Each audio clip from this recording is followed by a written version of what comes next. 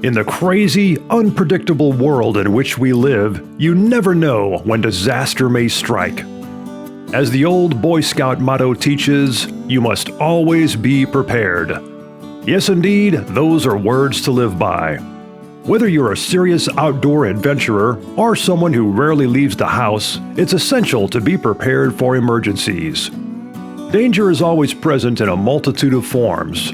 Everything from life-threatening weather conditions and automobile accidents to venomous insect bites and long-term power outages can and do happen in both remote and urban settings, and the consequences can vary from mild to deadly.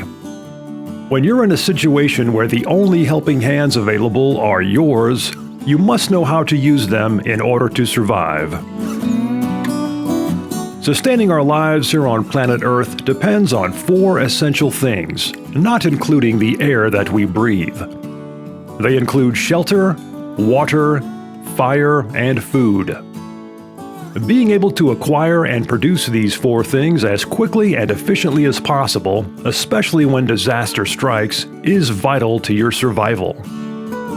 Along with the 4 essential elements of survival, when an emergency situation arises, you should always prioritize your actions according to what's known as the survival rule of threes, which dictates that you can generally survive for 3 minutes without air, 3 hours without proper shelter in extreme exposure situations, 3 days without water, and 3 weeks without food. Yes, you heard right. It certainly won't be pleasant, but humans can generally survive for weeks without food. It's a good idea to commit these 2 survival principles to memory and to revisit them often. Based on these 2 survival principles, it's important to compose an emergency action plan for your household, your place of work, and a specific plan for any time you head out on a wilderness adventure. Based on those plans, you can then put together a survival kit that will be appropriate for your particular location and situation or the specific adventure that you'll be embarking upon. Now, there are many pre-packaged survival or emergency kits on the market these days to choose from. However, a lot of them are junk, as they're put together from cheaply made, almost toy-like items that I sure as heck would not trust my life with. And although there are plenty of high-quality survival kits out there, many of those kits are loaded with things that are really not all that essential for genuine survival, or they have items that might not be appropriate for your specific location or your specific situation, which results in wasted space, having to pack unnecessary weight with you. It's highly recommended to build your own survival kit based on your own specific needs for your specific location. And most importantly, to do so with trusted, high-quality gear and professional-grade materials.